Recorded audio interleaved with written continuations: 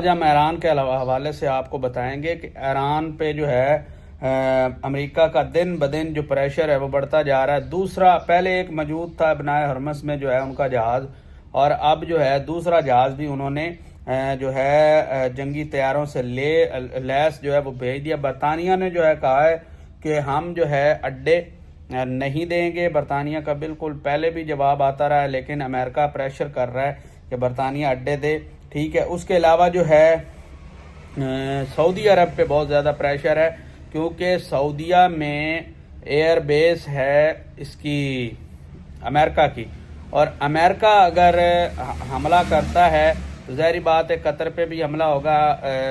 جتنی بھی مسلم ممالک ہیں ایران ان پہ حملہ کرے گا جہاں جہاں پہ ایئر بیس بنی ہوئی ہے ان کی امریکیوں کی، ٹھیک ہے، امریکی فوجی جتنے بھی ہیں۔ تو ظاہری بات ہے سعودیہ بالکل ساتھ ہے، تو پہلا حملہ جو ہوگا ایران کا وہ سعودیہ پہ ہوگا، تو سعودیہ اس کی لپیٹ میں آ سکتا ہے۔ سعودیہ کی فل کوشش ہے کہ ایران سے کسی طرح بچا جائے اور اس معاملات کو جو ہے ٹھنڈا کیا جائے، لیکن ڈونلڈ ٹرمپ جو ہیں وہ پہلے کبھی آئیں ہو جاتے ہیں کبھی بائیں ہو جاتے ہیں، ٹھیک ہے۔ اب انہوں نے جو کہا ہے کہ ہم جو ہے بالکل فائنل سٹیج پہ ہیں اور حملہ کر سکتے ہیں، آج حملہ کریں کل حملہ کریں پرسوں۔ پہلے ایک دو چھوٹی چھوٹی جھڑپیں ہوئی ہیں تہران میں، جو ہے امریکہ نے ایک میزائل، میں نے ویڈیو بنائی تھی، وہ دیا ہے، اور اس کے نتیجے میں جو ہے جو ایران ہے اس نے بھی ایک سٹیپ لیا تھا، پھر اس کے بعد جنگ رک گئی، ٹھیک ہے۔ اور ابنائے ہرمز میں ابھی تک جو ہے وہ جہاز کھڑا ہے، اور دوسرا جہاز کل پھر جو ہے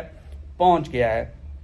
تو اگر یہ دوسرا جہاز آ گیا ہے تو اس کے چانسز جو ہیں آپ کو پتہ ہے 80% ہیں۔ اس میں کیا کیا ملوث ہو سکتا ہے؟ اگر ایران پر حملہ ہوتا ہے تو 3 دیش اس کی سپورٹ کریں گے، انڈیا بھی سپورٹ کرے گا ایران کی، اس کے علاوہ چائنا رشیا بھی کرے گا، اور پاکستان فی الحال نیوٹرل ہے کیونکہ اس کے ایران کے ساتھ بھی معاملات اچھے ہیں، اور جو ہے امریکہ کے ساتھ تو پھر آپ کو پتہ ہے اچھے ہی ہیں۔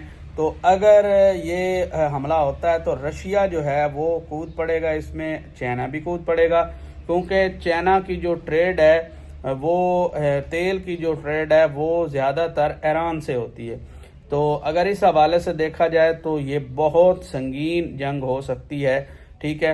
اگر یہ تینوں مل کے اگر امریکہ کا مقابلہ کرتے ہیں تو امریکہ پھنستا ہے اس میں، ٹھیک ہے۔ اب امریکہ کے ساتھ جو امریکہ کے اپنے اتحادی ممالک تھے وہ ساتھ نہیں دے رہے، وہ کہہ رہے ہیں کہ آپ کیوں جنگ چاہتے ہیں، ٹھیک ہے۔ اور امریکہ کی کافی جو ہے برٹش جو ممالک ہیں ان کو بھی امریکہ کی دھمکی آئی ہے کہ آپ خالی کر دیں۔ وینزویلا کے بعد جو ہے امریکہ نے جو ہے کافی جو ہے ملکوں کو دھمکایا ہے، ٹھیک ہے، اور طاقت سے جو ہے اس طرح حاصل کر، لیکن ایران کا آپ کو پتہ ہے ایران جو ہے مشکل وقت میں بھی نہیں ڈرا، اور اس نے ہمیشہ جو ہے اپنا جو ہے ایک پاور رکھی ہے، ایک ڈیفنس پاور رکھی ہے، چاہے اس کے پاس کچھ ہے یا نہیں ہے۔